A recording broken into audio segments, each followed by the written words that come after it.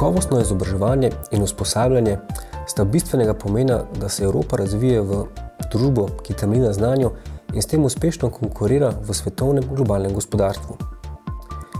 Kljub marsikaterim reformam za prenovo izobraževanja, ki naj bi to konkurenčnost dosegala, pa v praksi opazimo, da temu ni tako. Takšen primer je na primer Bolonjska deklaracija oziroma reforma visokošolskega sistema v Sloveniji.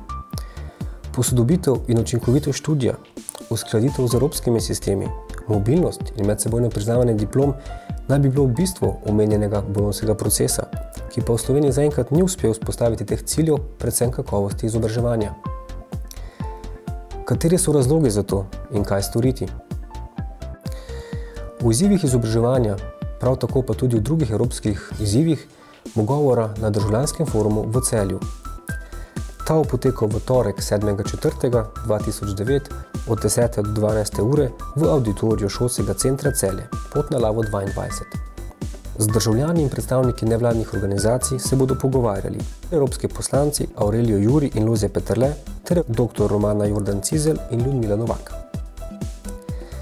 Čeprav je v letu 2009 največ govora o gospodarsko-finančni krizi, se moramo zavedati, da sta gospodarstvo in izobraževanje tesno povezana. Uspešna gospodarska reforma se namreč največkrat začne ravno v šolstvu. Zato je v času krize pomembno, da ne postanemo malodušni, temveč da se aktivno zavzamemo za izboljšanje stanja, predvsem pa odnosa do izobraževanja.